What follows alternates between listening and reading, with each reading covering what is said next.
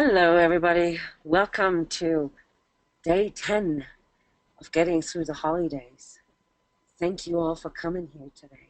My name is Jona Bryndis, and far away and next to me is, Hi, Owen. I'm Roger Schwartz. Welcome, everyone.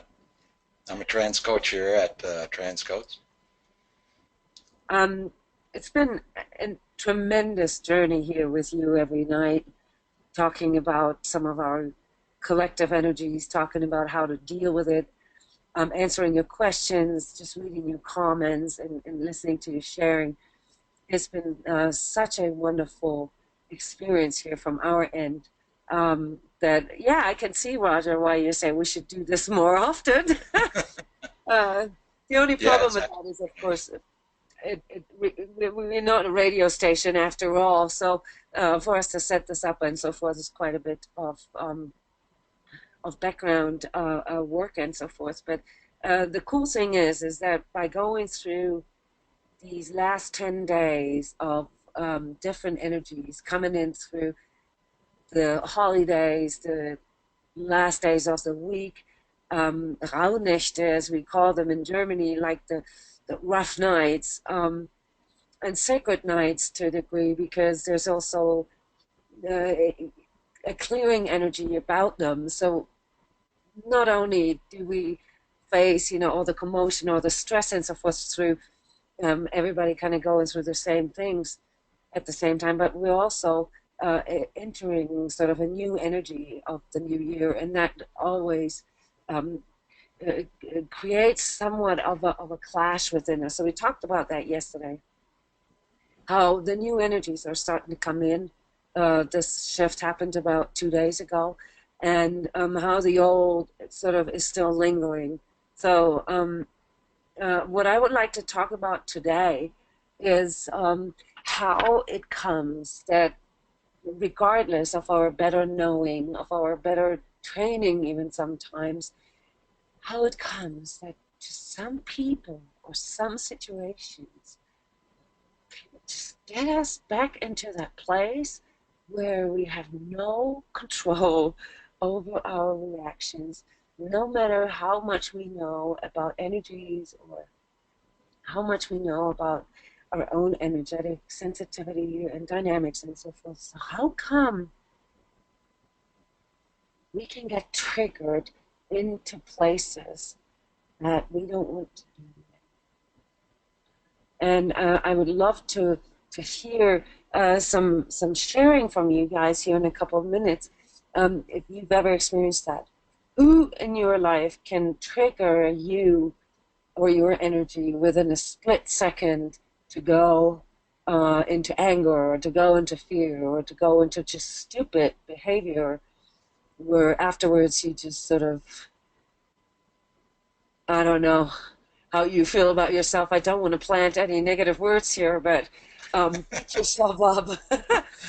um, pretty much everyone in my life could do that. and, and and sometimes it is that way, but sometimes there are Yes. particular people or particular situations. And the reason why I want to talk to you about this today is because there is a power in knowing what our triggers are. We've talked a lot about knowing our ego, knowing what the payoff is, knowing what our patterns are. And this is why. Because if we also know the triggers and how we got where we're at, all right, then we can actually become active. We can actually do something about that. But without understanding these basic dynamics within us, it's very difficult to do something about it. And we end up just beating ourselves up, which, as we all know, is more or less counterproductive to our journey. Beating ourselves up is inner negativity. It fosters lower vibrational energies within us. And so one of the ways to wiggle our way through this is to first really do this inventory and really sort of look at things the way they are within ourselves. Conscious or unconscious, doesn't really matter. Just so that we get an idea of how our energy sort of moves towards certain hardwires in us. And once we know what these hardwires are, we can reprogram them. We can do something about them. This is what energy work is good at. All right, so before we get there, I wanted to ask around here if you guys have any particular things that you would like to share with us, things that came to you within the last 24 hours, maybe an energetic shift, things that you felt may not have been just your own energies. What is sort of the predominant energy that you're feeling right now coming in?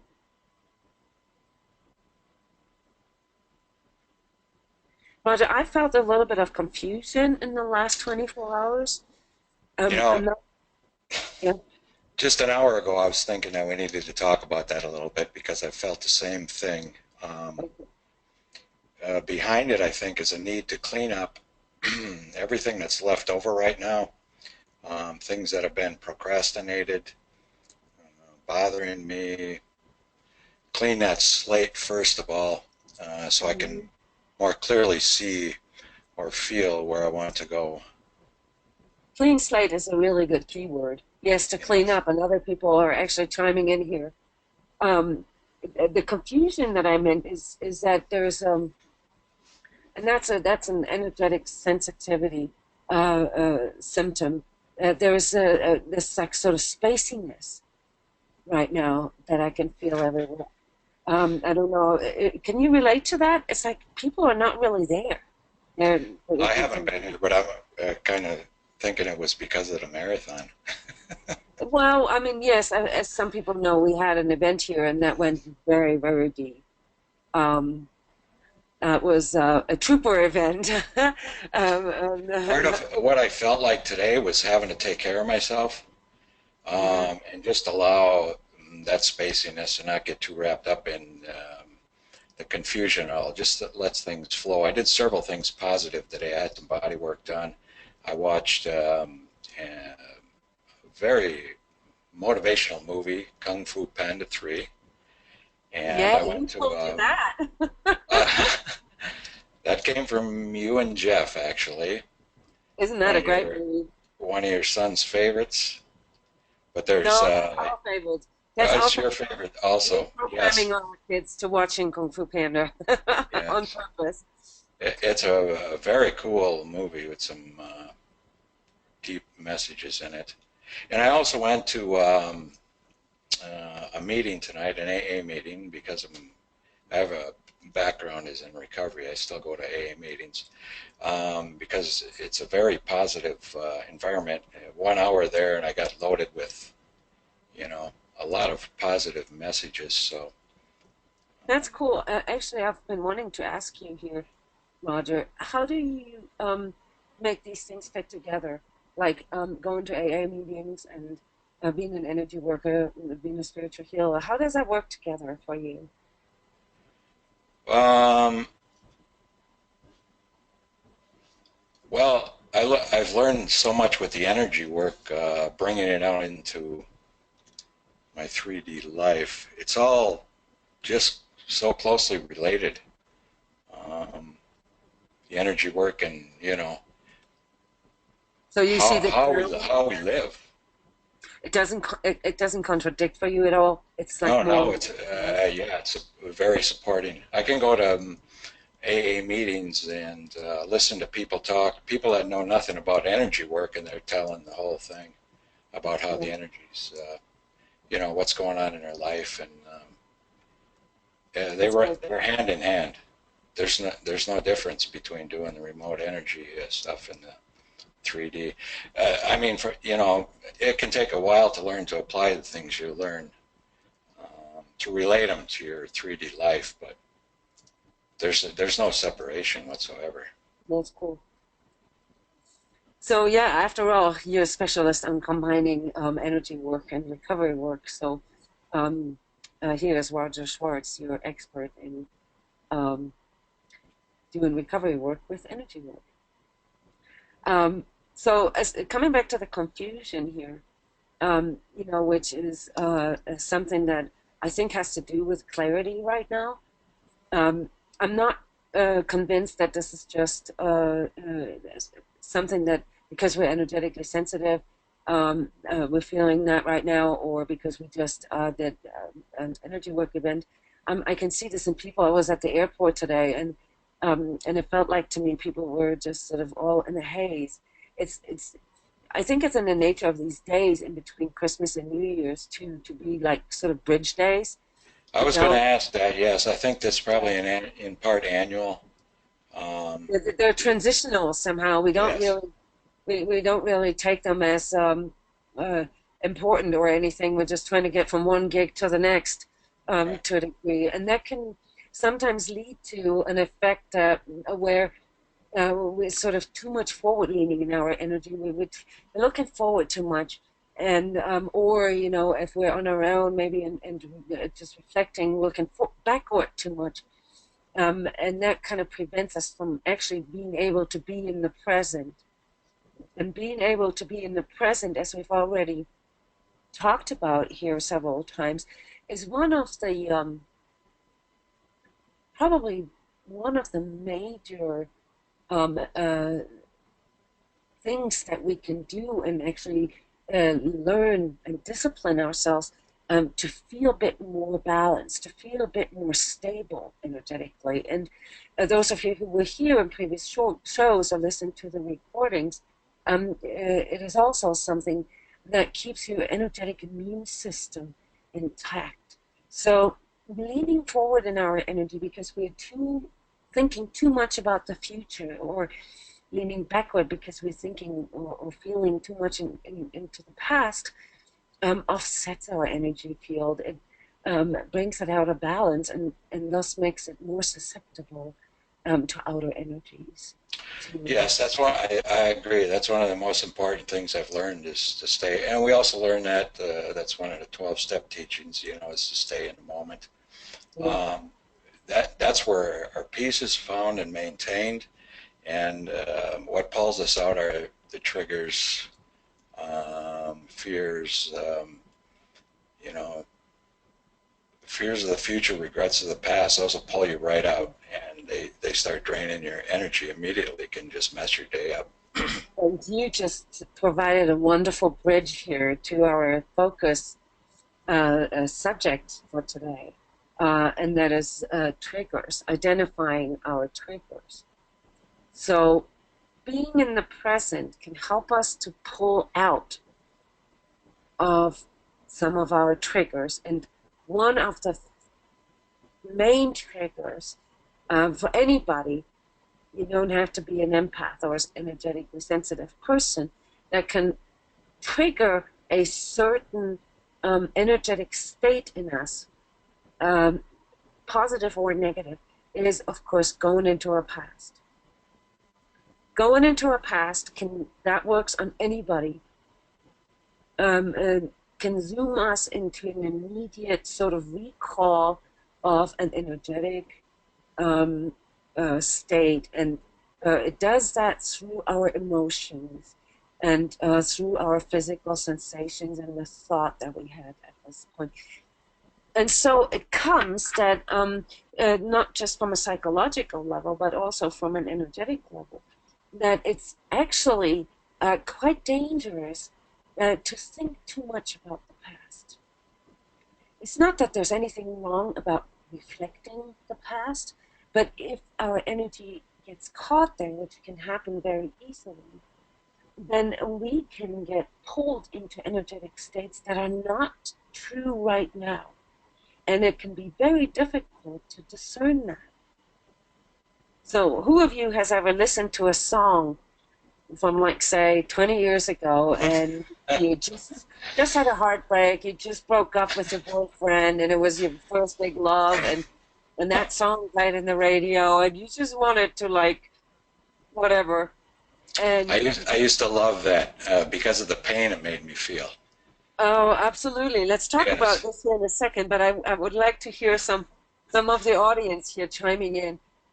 You guys all know that, that there's certain songs, certain places, certain um,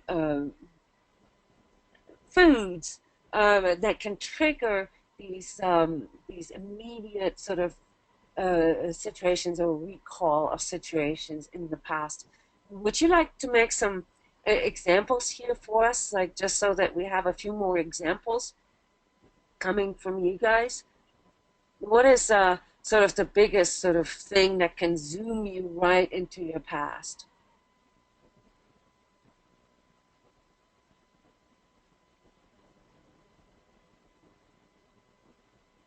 Music is a big one. Yes, music is a big one, and that's coming from a lot of people here. Statistically, if I'm not wrong, and if I am, please correct me. I think it's food for the majority of people. Certain dishes that mom or grandmom used to do have sort of the highest uh, connection with cell memory. Certain smells, yes, yes, yeah. So there's a lot of music, a lot of smells, taste, food. And those could be positive or negative depending on what our history is. Yes, and food and traditions around food. Thank you, Kirsten, for sharing that because that's a really big one. Probably sort of cross-cultural. It doesn't matter what society we're in. There are certain traditions that we grow up with. Certain, like for instance, Thanksgiving or Christmas or forgive me my lack of knowledge about other food traditions. um, Sauerbraut would be one in my culture. So there are a lot of traditions in different cultures, but what they all have in common is that they bring the family together, and they typically end up in either a very positive feeling, a very warm, very nurturing feeling, or somehow a negative feeling because they end up with a lot of distress, with a lot of fights and so forth. Yeah, movies. Yeah, people are also bringing up movies, and that's a good one too. For me, that is a big one. I can always tell by the movies when they came out what kind of phase of my life I was in. Kind of sad, but it's by the movies that I really liked at the time. That's so we have these triggers that we are all aware of, um, and then we have some triggers that yes, and a car, what car we own. Then yes, that's also a good one. What car? For me, it's also what country I lived in, because I moved around so much when I was younger. So whenever I feel like, I think of Italy, I'm thinking of that time, and whenever I think of England, I think of that time. So yeah, so there are some things that we're aware of. So what about those things that we're not aware of? Does anyone want to share something that they have not decoded yet? Like where there's a certain situation, but it's not obvious what the trigger is, and yet it does that every single time? If you're new to the software here, to the webinar software, if you would like to speak in the microphone, just push that raise your hand icon button there, or type in your sharing. But if you would like, if anybody would like to share here, things that can trigger them into a certain behavior that they're not proud of afterwards. And it happens every time. Old friends, uh-huh. Okay. What was that one, Yona? Old friends. Oh, okay. Would you like to share how that happens with old friends? If not, that's fine. They trigger old patterns and behavior in me. Oh yeah, that makes sense.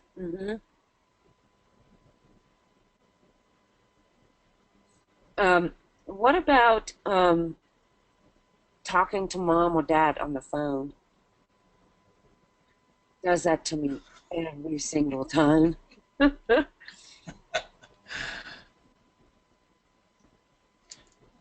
Yep. Okay. So we have people here. Most people share that there are somehow people from the past involved. and they trigger old patterns in us. Okay, so that's kind of understandable.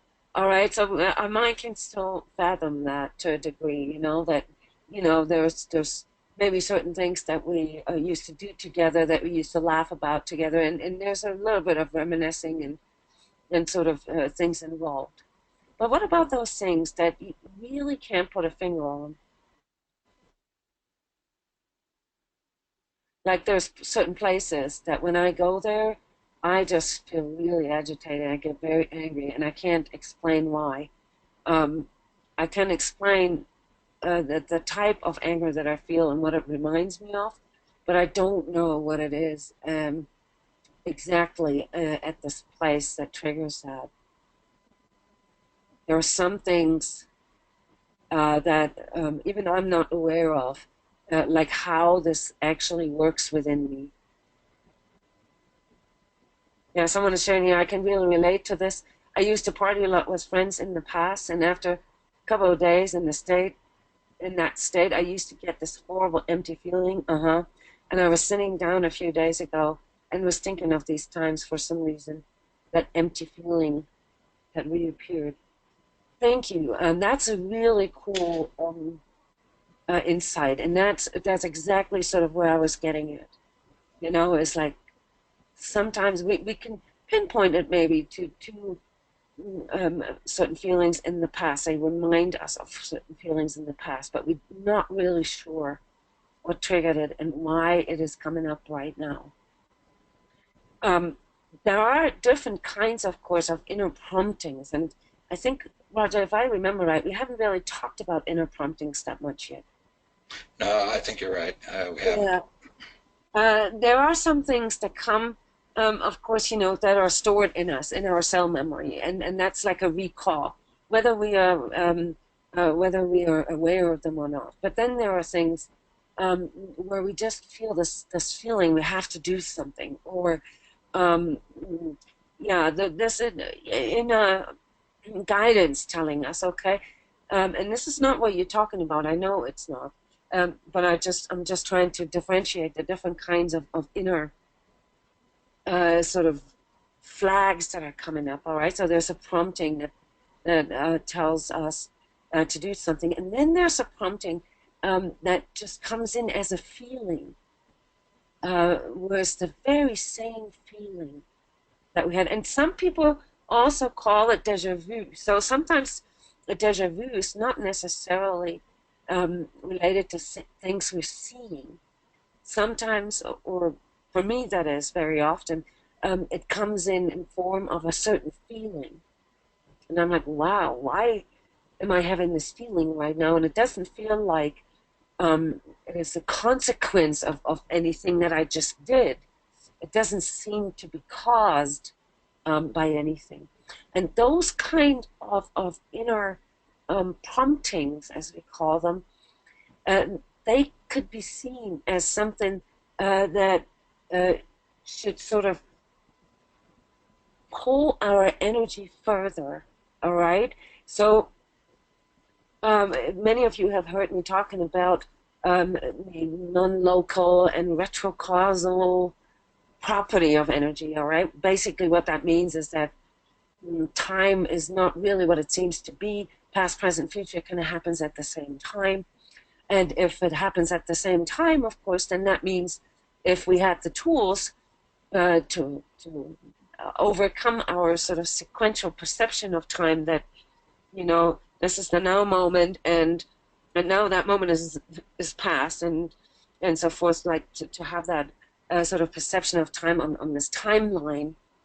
All right, if we had the tools to overcome those, then we would indeed be able to perceive present, past, and future at the same time.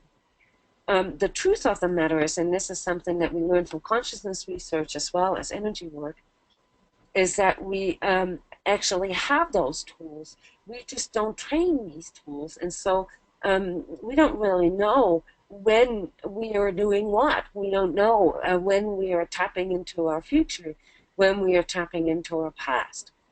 We just know that, or at least feel that something feels somewhat familiar, or like you have a connection with something. So many of you guys have this with other people sometimes, right? I mean, you meet someone and it feels like you know this person for like ever. All right. And it doesn't always mean that this is like your soulmate or whatever. It just means, okay, there is some kind of um, maybe multidimensional connection here between you and this person. And I know it seems like I'm getting off target, but I'm coming back to your comment here, Michael.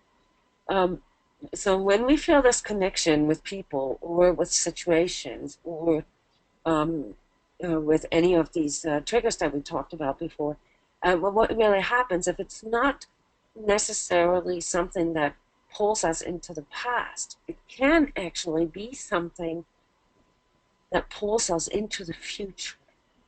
And being pulled into the future is, of course, a concept that takes a little bit to wrap your mind around it. But from all we know today, is that the way we perceive our life, the way we perceive our sort of temporal setting here in this lifetime, is that it's not accurate. It's due to the limitation of our mind that we perceive it as a timeline.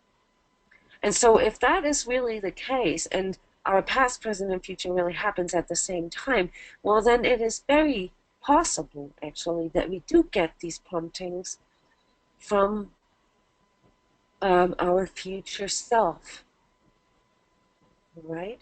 So, and if you put yourself into that place right now, where you are the future self of a past version of yourself, right? Like, say, that person from 20 years ago when you used to party a lot.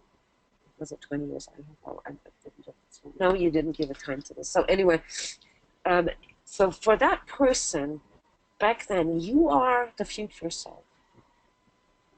And if you're thinking back to that person that you used to be, if you connect with that person, right, there's something there that happens between the two versions of yourself. There's an energy exchange that happens. And in this case, if you would connect with your past self, then the energy exchange would be initiated from you. So for your past self, that would feel like your future self is giving you a prompting. But from your present self today, of course, it is more like you connecting with your past self. And if I haven't lost you here yet, where this all is going is to spike your attention here a little bit. Okay? So when you feel a sudden connection to a past feeling, whatever is responsible for that may not necessarily be anything from the outside, but may be a part in you that needs to get some kind of message or some kind of guidance across, some kind of prompting. If you feel back into this time and this emptiness that you described, what did this emptiness back then make you do? What did it lead to? Maybe over a period of years. I think we can all relate to the feeling. You know, this feeling of emptiness, like you have like fun, fun, fun, and then there's sort of nothing there. And at some point in our life, it's almost like we try to avoid that feeling. And then we make different choices, be it through not partying anymore or through doing it in a different way. In a way so that we don't have that feeling anymore. Or, as a third choice, we begin with a so-called coping mechanism. We begin to to deal with it in a certain way so that whatever, say, the negative feeling that is involved can't come in anymore. Avoidance, as an example. So if I recall situations like that where I had this emptiness feeling afterwards, I can make out in my life that I've developed a multitude of ways to avoid that, so-called coping mechanisms. And the reason why I'm pinpointing it right there, because this was a very, very good sharing, is because it is the coping mechanism, like how we deal with it, that can show us what it's truly related to. And here at this point, I know we're going pretty deep here, but at this point I want to switch the presentation to, and this is part of our Sacred Self-Healing course, Step 15, Pain, Fear, and Trauma. And in that I have sort of a collection here of triggers, and we talked about them. We all sort of have primary channels, so depending on whether we're more visual, more auditory, or more tactile, we tend to get triggers that are more sort of on either of these, in either of these channels. But where I was getting at here was it showing a cycle, and that is the one that can help us to break through some of these triggers. Okay. This is called addiction cycle, and the reason being is that the Sacred Self-Healing undertitle is transcending the ego's addictions. So we look at ego as an addiction, simply because from an energetic standpoint, there's very little difference between, like, say, a substance addiction or a behavioral addiction, and the addiction to our ego. So it's very, very similar, and that's why we use a lot of the healing tools from recovery as well. And if you look at this here, let me see if I can get this any bigger for us. There you go. If you look at this cycle here,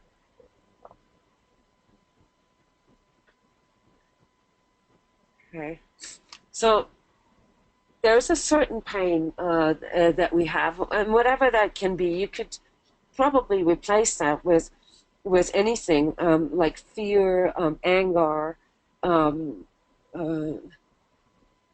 guilt. All right, so you can replace this orange part here with anything.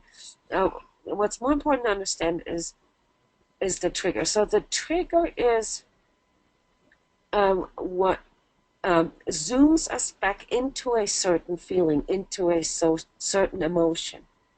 All right, whatever this was originally caused by. And then, and this is now the interesting part, there's a certain response that we have within inside ourselves, a certain resistance to it. And from an energetic standpoint, a resistance is everything that goes into the direction of not wanting to be there, not wanting to feel this, not wanting to having to deal with this right now. And in a in the case of substance addictions, for instance, this would create a craving.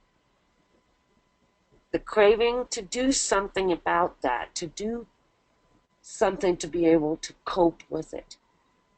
So it triggers the coping mechanism. And typically then there is a certain ritual that follows. So a certain activity, a certain, substance, or like in this example, maybe with the partying, it'd be picking up the phone and calling friends to set up the new party. something like that, or to create sort of a new situation where this emptiness can go away. That'd be a ritual. So that could be anything that just helps us to get through that feeling. Um, and then comes a sort of what we call an energy work, a payoff, which means this is now satisfying. This is now gratifying my ego. This is now making me feel better somehow. However it makes me feel or gets me there, it makes me feel better. It helped me to get through this. It helped me to cope. Then now comes the feeling of regret or guilt, because typically, whatever it is that ritual that we needed to do in order to feel better, deep down we kind of know, oh, this is not really what we wanted to do. This is not really what we wanted. This is not really representing who I truly am.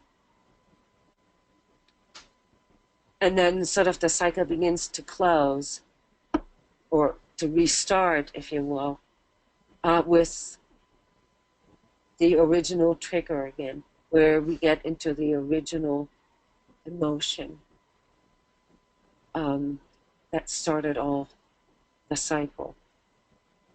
So I know this is kind of deep stuff here today, but that's sort of the part that's really needed to be understood when working with triggers. If you want to identify triggers in you, it's very important to understand that there is always a cycle to triggers.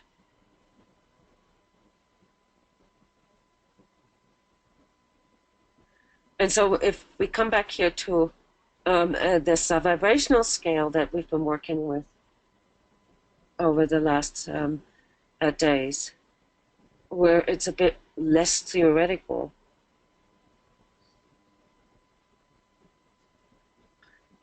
So here again we have emotional states, and they're listed sort of by their energetic power.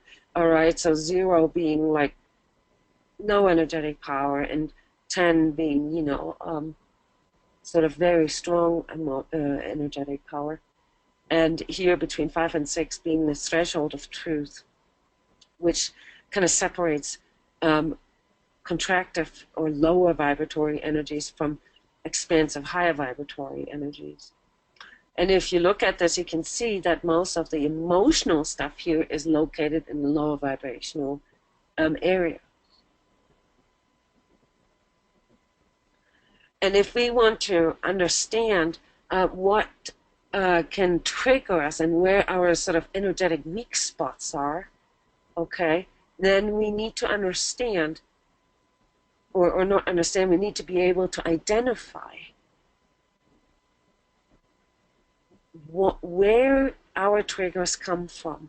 All right, so what made me feel like in shame? What made me feel pain? What made me feel being in fear? What made me angry? And this is what can lead to this. So we have someone here who would like to share. And I'm very excited about this because this is a deep subject and goes deep into energy coaching, just for everybody to understand. So energy coaching is mostly about really working these things out and empowering a person to be able to see this for themselves. Hey there, Ade, can you hear us? Hi, Anna. Hi, Roger. Hey. Hey, Yeah, I just want to ask a question. It's supposedly when you were saying about the payoff and the ritual.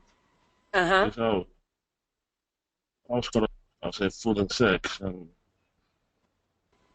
there's the payoff there.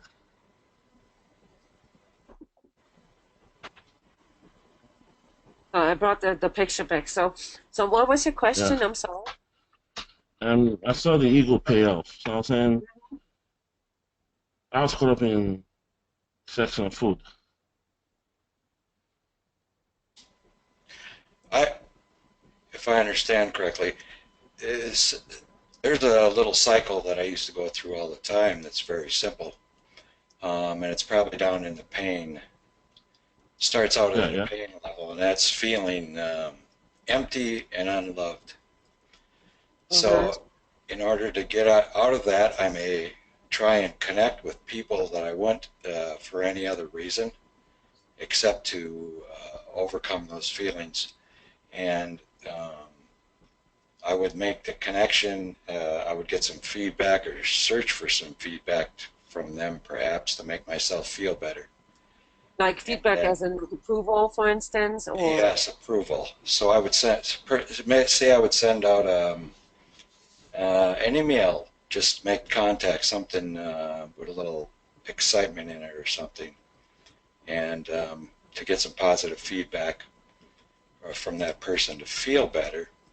And then after I felt better, I would go back into realizing there was no other reason for that contact except to fill my own emptiness.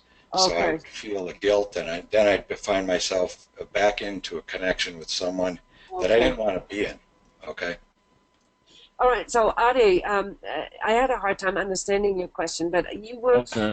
you were talking about the payoff part, right? Yeah, yeah, yeah. Because I was caught up in sex and food. Okay. Sex and food, those are very good examples. All right. So Roger, let's just combine these two examples. All right. So let's take emptiness. Okay. Let's take emotional emptiness. Okay. That's our trigger. And that leads to a certain type of pain in Pain. us. Yeah. All right. And there comes our inner resistance to that, obviously, because we don't want to feel that way. So whatever our coping mechanism is, okay, so this lower half here of the cycle is the coping mechanism. So in the past, all right, our coping mechanism has somehow helped us to get through it, all right. And food is a very good example because that cycle with food starts very early in our life. Yeah, In yeah. fact, it starts so early that it's completely unconscious to most of us.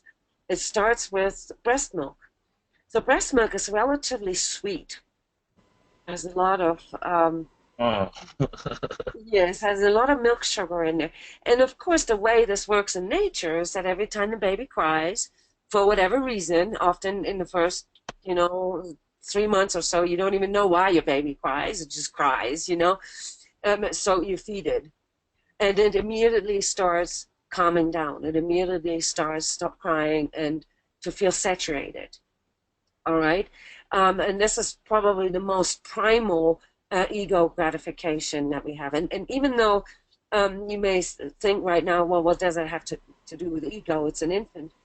Um, there is, like a sort of a prompting from the ego that it doesn't feel good, that it doesn't feel safe, or whatever. And whatever comes from the outside, then the breast milk helps it to feel better.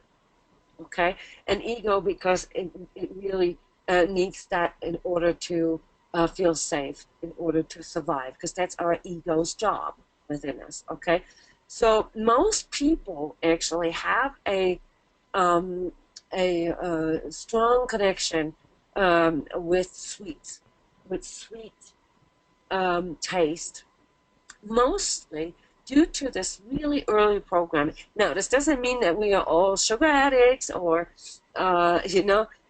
food addicts, but it means that we all have parts of that in us. All right, so there are certain things that the majority of people will feel as calming, as soothing, like say, like eating chocolate, for instance. All right, so and those things can be related to early childhood. So an early childhood gratification uh, can therefore lead to coping mechanisms when we are grown-ups that are very similar.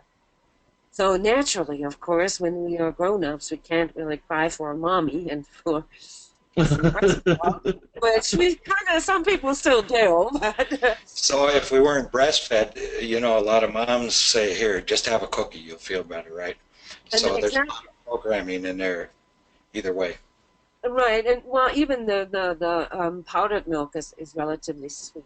Okay, Okay. but yes, the whole sort of sugar addiction that we kind of develop when we're younger. You know, I mean, I don't know a single, well, maybe I know one child that doesn't like sweets, all right, that doesn't like candy, all right, and here in the Western world, that's heavily promoted, all right, but so to a degree, we've all had these little things in our childhood that helped us through, you know, whether it was the cookie, whether it was watching TV, listening to music, um, uh, being held, being soothed, all Yeah. these kind of things, okay, they lead to this very deep programming that we all have. And even if we didn't get this a lot, like if we feel like we didn't get this a lot as a child, it's still there as a programming. So to a degree, um, the pain is completely uh, um, uh, irrelevant, the kind of pain, all right, at first. Uh, Yeah. it is the ego resistance. So the ego notices, okay, there is an unwell feeling. This tastes like, or this smells like it's going to hurt, all right? And we need something to make ourselves feel better.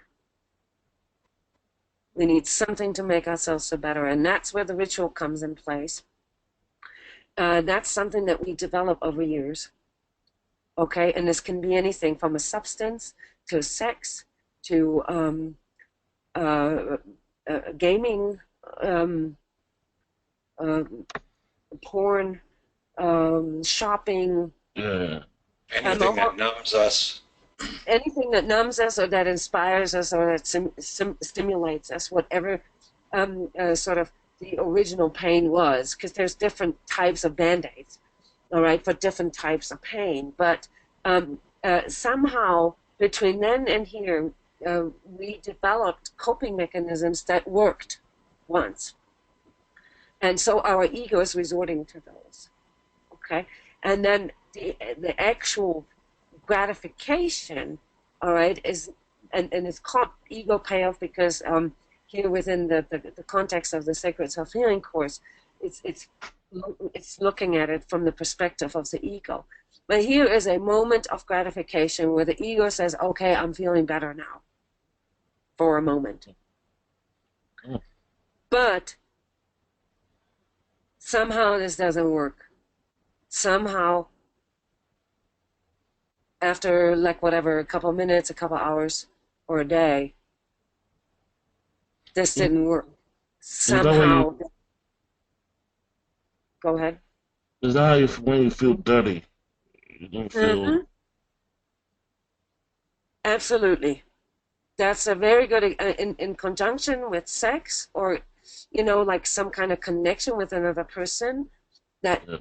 that was not based on, like, say, mutual connection or, both wanting to connect at the same time. Yeah. Then it doesn't feel right afterwards. And then it can trigger, it doesn't always trigger guilt, you know, it can also trigger shame or it can also trigger anger, all right? But there's something that whatever it is that we use to cope, okay, it just doesn't last. It just doesn't, you know, it wears off. It wears Yes. off, and we go back into the same pain again. Bearable So pain. Yeah. yes, this is when we can identify that we're dealing with triggers here that have something to do with an addictive cycle within us. And there's no judgment in that, okay? Addictive cycles, pretty much everybody has some kind of addictive cycles. It just really depends on what kind of coping mechanisms we have. The most coping mechanisms, are not as, like, say, deadly as a heroin addiction. But some of our coping mechanisms can be tricky, all right? They can really sort of actually fortify the pain that we have. And so what most of us don't know, and I'm saying no here on purpose because it's often just a matter of being able to see that, is that the very thing that we do to make us feel better is what actually makes the pain worse. Yeah, I know that. Yeah, I want to learn about that. Yeah. So we Whether need it's more exactly whether it's the alcohol, um, uh, the substance, the porn, the um, love, intimacy, TV, shopping, whatever. goodness. Whatever it is that we do to cope, in Yeah, the end, and this is how we can, when if we can see that we have triggers in our lives that can do that to us, that can make us feel in a certain way, they make us act out in a certain way, and the acting out sort of creates some kind of guilt, remorse, or self beat up afterwards, then we know we're dealing with a cycle. All right, and that's why it's so important to really feel into this, to really feel into this. Um, what is the cycle here? Then we can do something about the triggers. Then we can work on the pain. But before we know what cycle we're dealing with, it's very difficult to overcome these hardwires cycles in us. And I just got a friendly reminder here that we have a hardware webinar coming up, so we're going to have to speed up again here. I was just going to interrupt, but you were in the middle of some important stuff But here. So yes, and again, we can always just sort of scratch the surface here with the subjects that we come up here today. But here's a very important question: how can you identify triggers? yeah. And this is leading back to the presentation here, to this slide, where we may not always be able uh, to see the trigger for what it is, but we can reverse engineer it. What is the predominant, if you just look at this column here, what is the predominant feeling that you're trying to avoid? Mine is shame, Uh-huh. So shame and guilt, guilt. and Mm-hmm. damnation to a point. Yeah. So there are things, okay, that where all we can really say is like, okay, I have an anxiety, I have a depression. Yeah, exactly. Yes, yeah, you're saying it exactly. So that all you can do is really reverse engineer it and say, okay, depression leads to self-punishment. Self-punishment would be the coping mechanism. Anxiety leads to victimhood. Okay, so these are the coping mechanisms here. And that's where, if you can feel yourself going into these places, where you see yourself as a victim, where you beat yourself up, or where you feel damned, that would be the level of shame and guilt. All right, then this is what your coping mechanism is. And it sounds a bit weird, but, how can be damnation be a coping mechanism? But on this low level, it's the way out. The way out is like, oh, I'm not worth it. Oh, God doesn't love me, and so forth. Here on this level of anxiety, oh, everybody hates me. I'm just a doormat. That's a way out. And as such, it is also, of course, fortifying the problem. It's feeding the cycle. Self-punishment would be any kind of self-destruction, any kind of self-beat up. All right, that's our coping mechanism, but it's also the very thing that keeps feeding it. So if we want to do something about that, we need to stop with the coping. After we could first identify the trigger, then we identify the coping mechanism that keeps feeding it.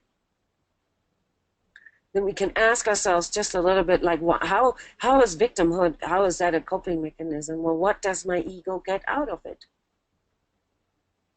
What do I get out of feeling like a victim? What do I get out of feeling damned by God. And there are some things that our ego gets out of that. For instance, as a victim, I never have to take responsibility for anything. Yes. And sympathy. Yes, it gives me Yes, attention. It gives me that's a big attention. one. Yeah, especially nowadays. Nowadays, you can get paid for being a victim. Yeah. You know. As long the victimhood works, as long as you can find an audience to listen to you, because many Yes. people will get fed up with that, and you'll start losing.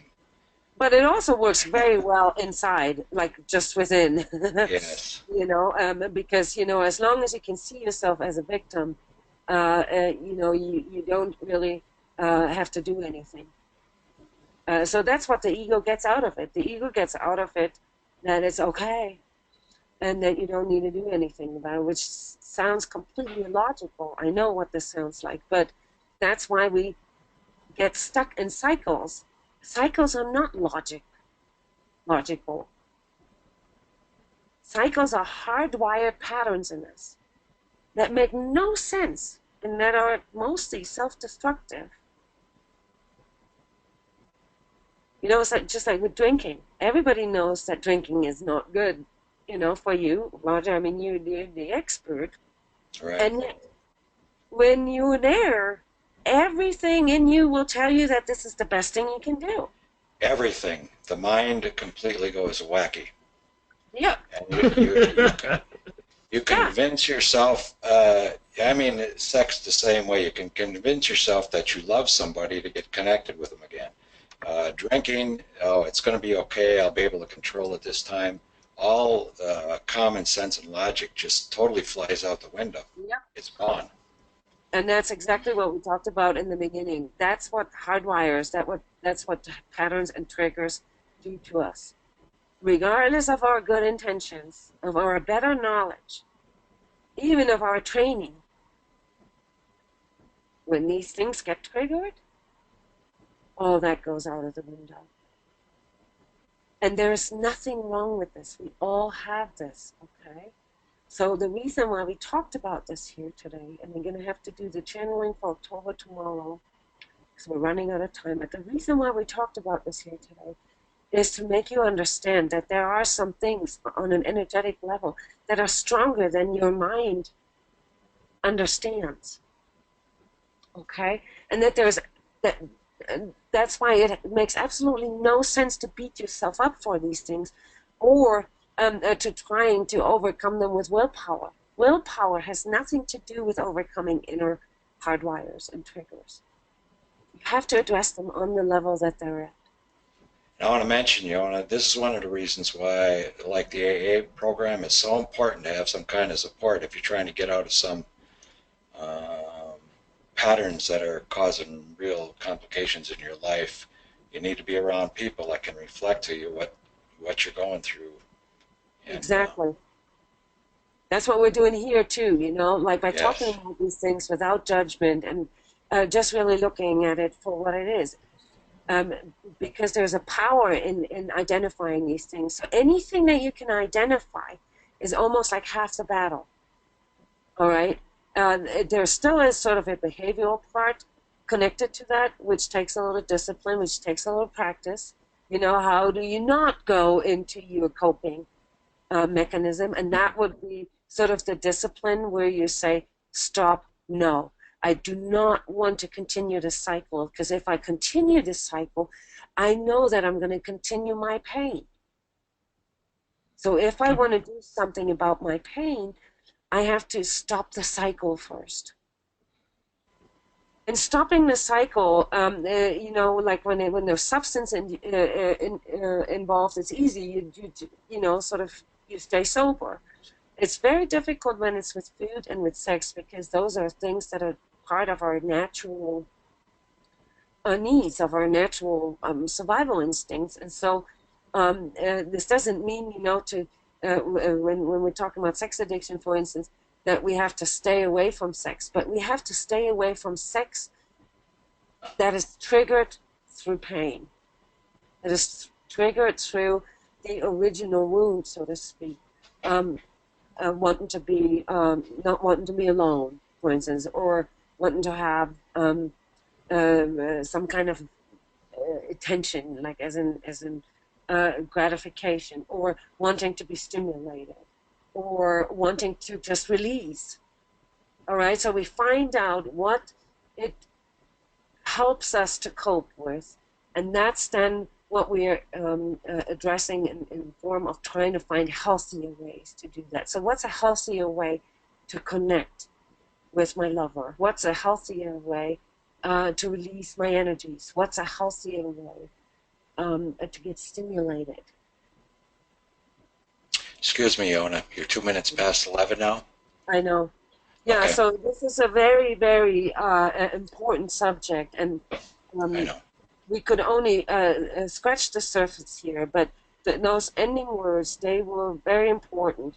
It is identifying what our coping mechanism does for us, and then trying to find healthier ways. But before we can do that, we need to know what it is that triggers it. And as soon as we find out what it is, we have to have that resolve and that willingness to say, stop. I do not want to continue this cycle, because I identify that this cycle is not good for me. It's energy draining. It's not energy supporting, and it's not good for me. That's how we start. And tomorrow, we're going to talk. This will be, we're getting really close to the end of the year. So tomorrow, we're going to try to find a bridge to energetic defense, etheric defense. So, with all the things that we've learned in the last 10 days, how can we improve our sort of energetic immune system, our etheric defense, to stand strong? All right. So, thank you guys, each and every one of you, for your wonderful contributions and questions and sharing. Ari, thanks again. Yes, Eddie. I'd like to mention also, Yona, if anyone needs someone to talk to through the holidays, you can email me at roger@transcodes.com, and we can connect. Yes, wonderful, Roger. Thank you. And I was laughing here. Somebody's asking if we could do a next workshop about addictions. We probably should. Yes. Wonderful. Well, thank you, everybody, so much. We have to run now. See you tomorrow. Bye-bye. Thank you. Bye-bye.